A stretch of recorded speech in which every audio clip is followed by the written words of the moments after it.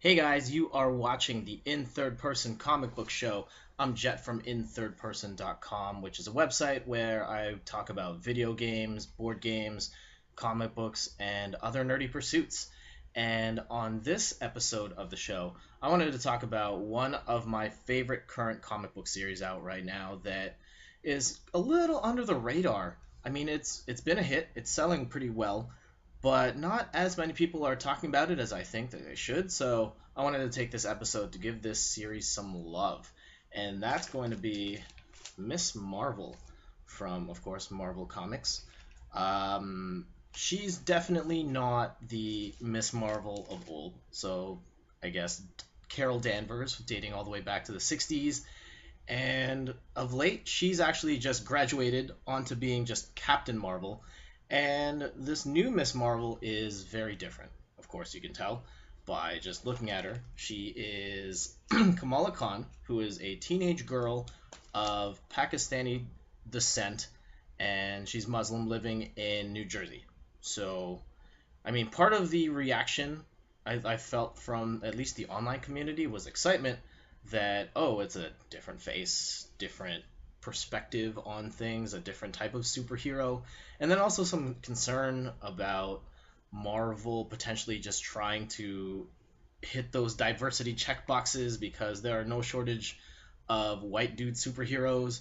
Good news is they really do have something to say. It's actually one of the best series out right now, I think, from Marvel and I think all of comic books. And some of the things that make it really cool are the main character herself, Kamala Khan. She's a bit of a dork, and I love the fact that she's really easy to empathize with during her struggle. So she's going through a very Spider-Man esque type arc where she's a teenager with superpowers and she kind of has to balance out life being a superhero versus life as a teenager.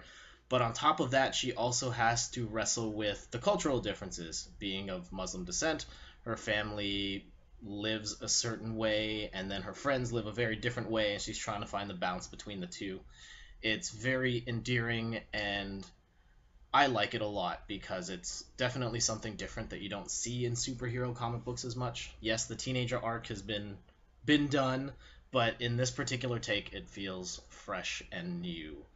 From there, the actual action is also great. One of the things I love about this book, or like the series so far, is that the conflicts in the grand scheme of things for a superhero book aren't that big, but the way they're presented with the character and the setup makes it feel very serious. So maybe in a Wolverine book, I'm not going to spoil it, but maybe in a Wolverine book there are things that just happens. Like let's say the one of the stories, I'm looking at my shelf here. It's the Logan book where Logan gets hit with an atomic bomb and that's huge and he continues to walk after that. Sorry about the spoilers.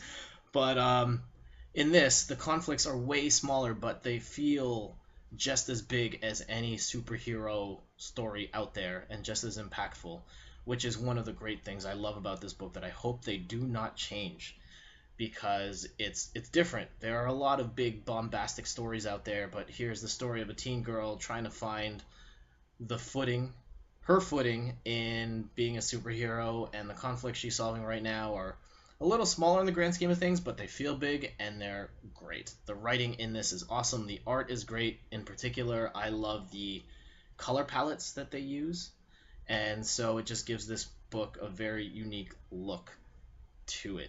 So right now there's 5 issues of Miss Marvel. This is the first one where they talk about her origin, how she gets her powers, and then part 2. I think my favorite of the ones so far is probably the 3rd issue here, where some stuff goes down, and then part 4 and 5 wrap up the original arc of the Miss Marvel origin story, so to speak. So by the end of issue 5, some stuff goes down. They're setting her up for some new stuff.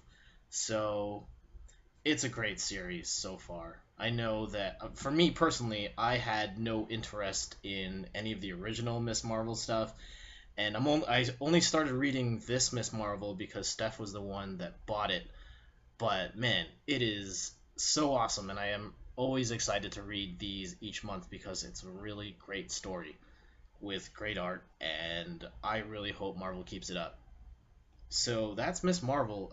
If you want to track these down, the issues, shouldn't be too hard to go find back issues at your local comic book store, or you can wait for the trade paperback, which is Miss Marvel Volume 1. I think it's called No Normal. I'm gonna have to double check that, but it's Miss Marvel Volume 1 should be hitting stores at some point in October, at least according to the release dates I looked. So if you don't want to go and track down these individual issues, you might want to wait for the book instead. So that is it for this edition of the In Third Person Comic Book Show. Thank you so much for watching. If you like these videos, definitely like this button, like this episode on YouTube. You can subscribe to my channel, youtube.com/jet in third person, and also check out the website inthirdperson.com for more stuff on video games, comic books, board games, and more. So until next time, thank you so much for watching, and I hope you come back for the next one. Later!